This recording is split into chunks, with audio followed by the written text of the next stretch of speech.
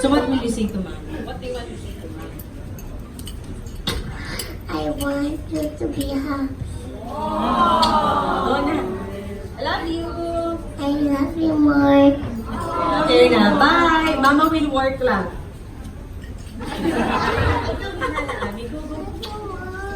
Okay. Paano mag-behave si Zia?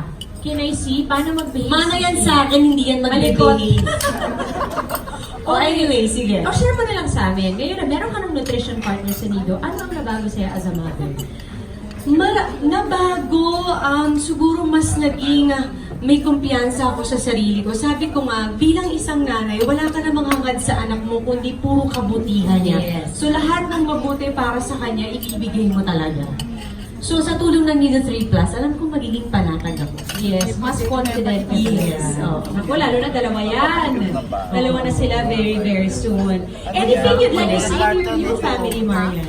Siyempre gusto ko mag-thank you dahil sa pagtitiwala nila sa amin ni Zia. Pero sabi ko nga, bukod pa doon, nagpapasalamat ako dahil nahanap ko yung the best para sa anak ko, which is yung Nido 3 Plus.